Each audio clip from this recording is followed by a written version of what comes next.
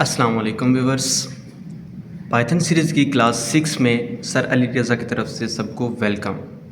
उम्मीद है कि इस लेक्चर को सुनने से पहले आपने प्रीवियस 5 क्लासेस को बड़ी अच्छी तरह सुन लिया होगा, समझ लिया होगा और प्रैक्टिकली परफॉर्म भी कर लिया होगा।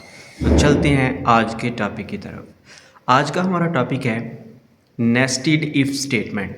चूँकि प्रीवियस क्लास में हमने इफ़ एल्स और एलिफ स्ट्रक्चर्स के बारे में डिस्कस किया था। जब भी मोर देन वन कंडीशंस हों, मोर देन वन आंसर्स हों, रिस्पॉन्सेज हों, तो वहाँ पे डिसीजन मेकिंग के लिए हम इस तरह के कंडीशनल स्ट्रक्चर्स का इस्तेमाल करते हैं।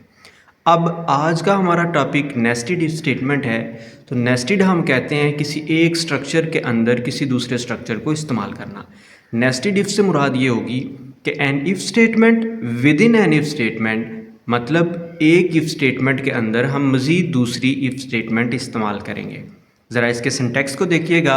जैसे सिनेरियो पहले समझ लें कि कोई कॉलेज है, वहाँ पे एडमिशन के लिए दो चीज़ें रिक्वायर्ड हैं। एक तो आपके मैट्रिक के मार्क्स जो हैं वो 800 प्लस होने चाहिए, और दूसरा क्राइटेरिया साथ में ये है कि आपकी फ़ीस पेड होनी चाहिए।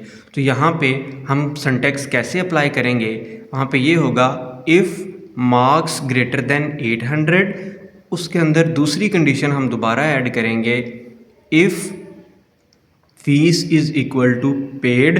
अगर ये दोनों कंडीशंस ठीक हैं, अंदर वाली कंडीशन एग्जीक्यूट ही या चेक ही तब होगी जब ऊपर वाली बाहर की कंडीशन मार्क्स ग्रेटर देन 800 ये वाली ठीक हुई, तो अंदर वाली दूसरी कंडीशन जो है, सब कंडीशन जो है, नेस्टेड कंडीशन जो है कि फ़ीस जो है पेड है या नहीं, ये फिर दूसरी कंडीशन चेक होगी। अगर ये दोनों ठीक हों तो उस सूरत में प्रिंट करवा दे एडमिशन ग्रांटेड।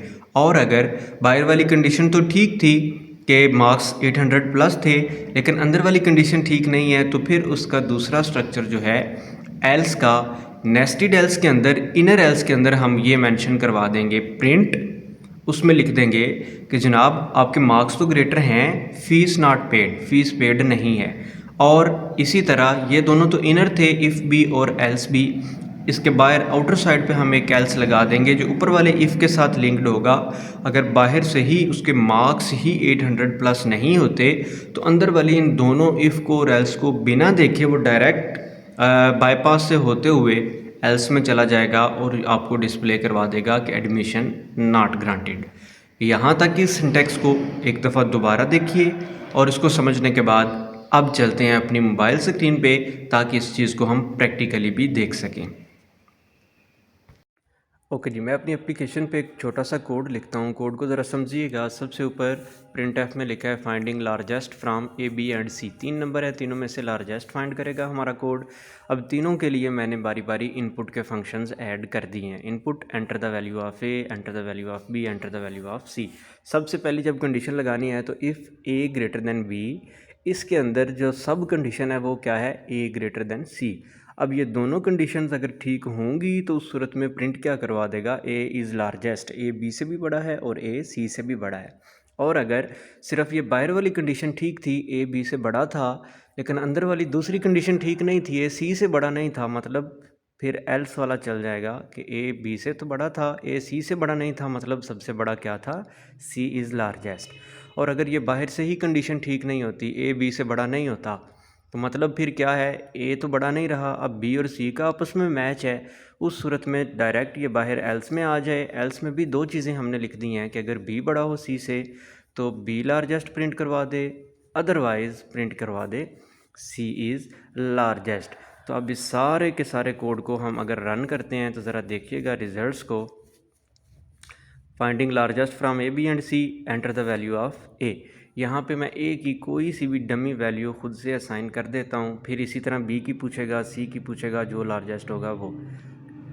देखिए जनाब 34, 12 और 23 मैंने 3 वैल्यूज़ ऐड की हैं, तो उसने बता दिया है ए इज़ लार्जेस्ट। कोड को दोबारा रन करें, वैल्यूज़ चेंज करते हैं। अब की बार मैं वैल्यू लिखता हूँ ए की 67, बी की 78 और सी की वैल्यू मैं देता हूँ 54। तो ऑटोमेटिकली उसने क्या बता दिया है, बी इज़ लार्जेस्ट। फिर एक दफ़ा चेंज करें जनाब, कोड को रीरन करते हैं। ए की वैल्यू मैं ऐड करता हूँ 11, बी की 77 और सी की 99।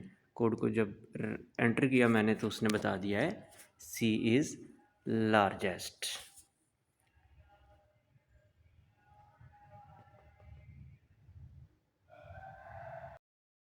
आज की क्लास में डिस्कस होने वाले तमाम पॉइंट्स को प्रैक्टिकली परफॉर्म करने के बाद फीडबैक ज़रूर दीजिएगा ताकि मुझे पता चले कि आप लोग मेरे साथ परफॉर्म कर रहे हैं। मिलते हैं अगली क्लास में, तब तक के लिए खुदा हाफिज़।